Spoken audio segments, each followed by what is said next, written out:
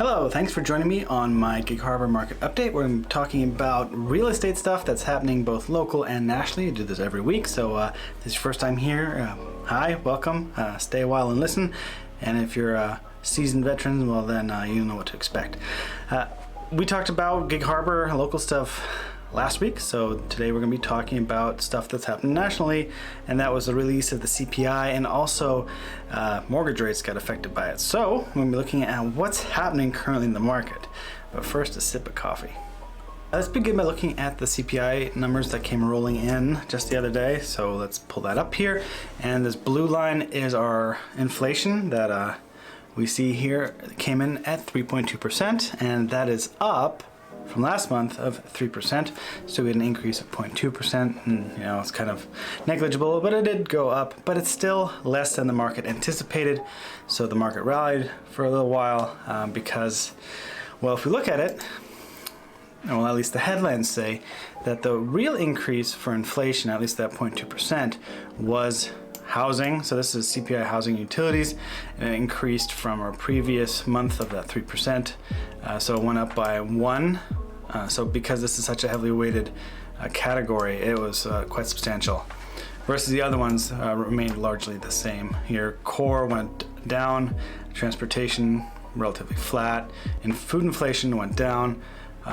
Import prices went slightly down. Export prices went slightly down. So all in all, it was really just the rental that has been driving our inflation data. So we can here see that rent, again, this is a headline here, says rent's a big source of inflation. So this is the year-over-year increase in the cost of rent. So we were pretty stable here, and all of a sudden there was, the COVID thing. Rents went down, and then they surged incredibly, all the way up to almost 9% increase in rent. But that's been now, they hit their peak now, and it's starting to come down. And it just didn't come down enough to put a good dent. So it actually was, it declined, but it didn't decline enough to reduce inflation. So you can see that we're probably gonna keep reducing in our rents as an increase, but that's really the driver behind this month's CPI. So with that said, the CPI usually leads to the Fed doing something. And the Fed doing something usually has an impact on mortgage rates. Even though the two are completely separate, the Treasury yields do affect how much banks are willing to lend or mortgage-wise. So let's look at what mortgage rates have been doing recently. So let's look at mortgages, and specifically we're going to look at both mortgage rates and mortgage applications, because applications means how many buyers are throwing their hat in the ring to say, hey, I'm going to want to start shopping for a house. So first of all, let's talk about interest rates because it'll set the mood. And we can read the headline here, and it's not a clickbait, it's just what it is. Rates match highest point in 2 decades. So what does that mean?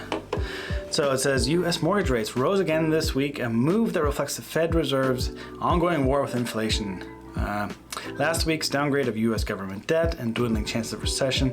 The average rate of 30-year mortgages, should say fixed, climbed to 7.12% this week, up from last week of 7.09, according to Bankrate. And what does this mean? It means that reading matched the October 22 high point of 7.12. So October of last year, we had a high, so we've matched that high.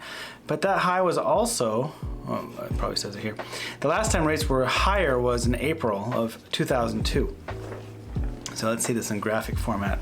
So this is just looking at, that didn't work as well as I thought it would. Okay. This just shows where we are currently.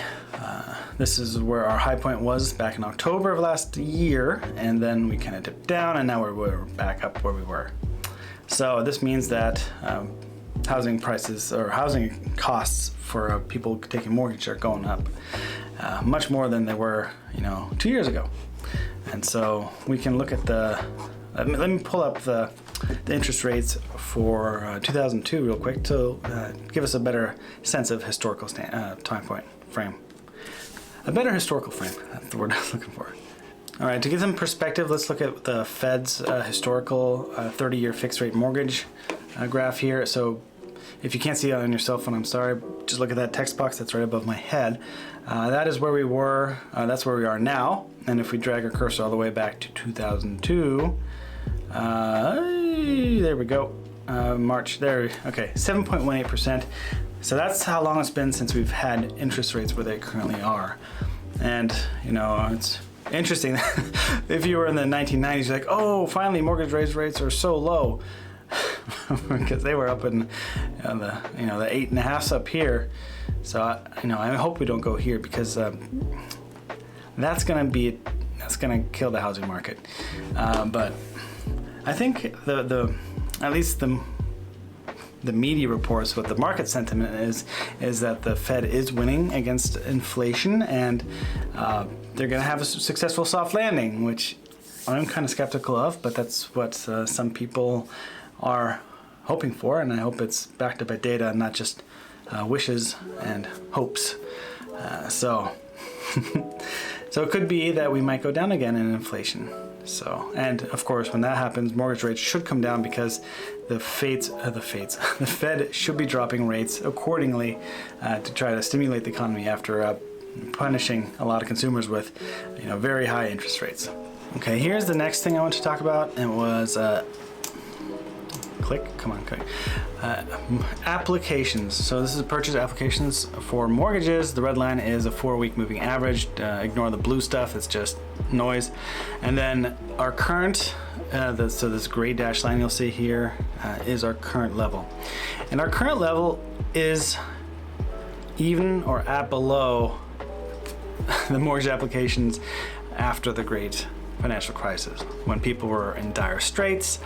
And yes, it was a tight money environment. Banks didn't want to loan on housing because why would they? Because housing prices were going down. Why would they take the risk and allow people to buy assets that are going down in value?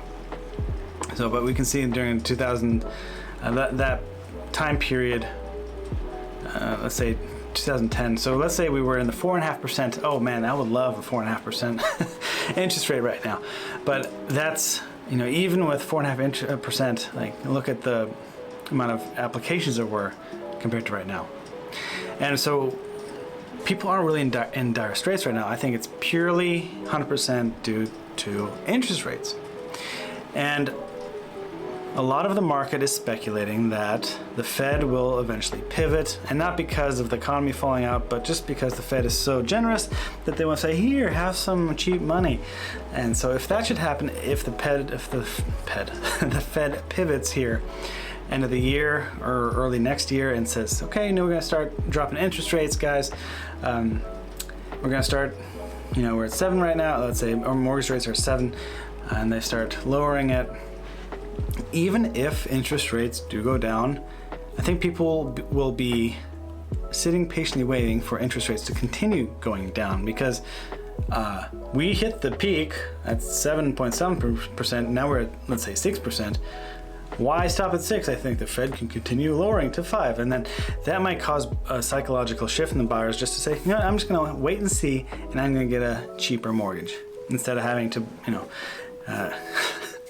buy something at 6%. I'd rather wait for the Fed and then have mortgage rates at 5%.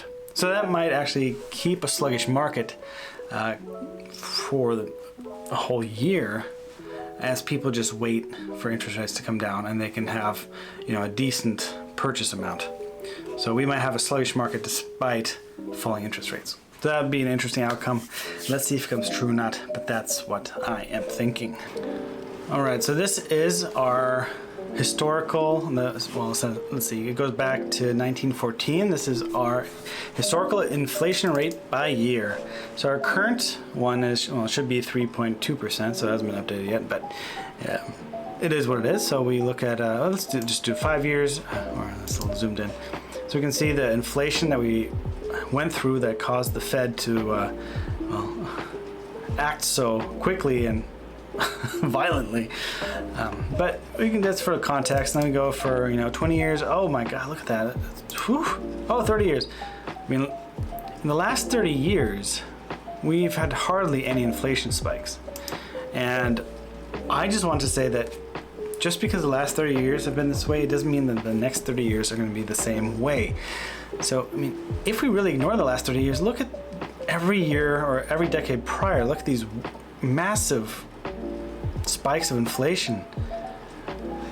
So this is what I want to say. I talked to a couple of videos ago that I thought, well, it's likely that we could be in the 1940s in terms of inflation, where they had, you know, moderate inflation, it skyrocketed and they came back down to earth as the Fed pivoted and you know, did their thing and they raised interest rates, and all of a sudden, whap, and they whipsawed back to 18% in a year.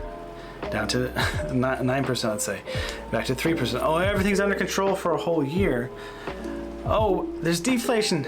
Oh, back up to 6%. So there is a chance that the next 30 years are not going to be as calm and cool as the prior 30 years.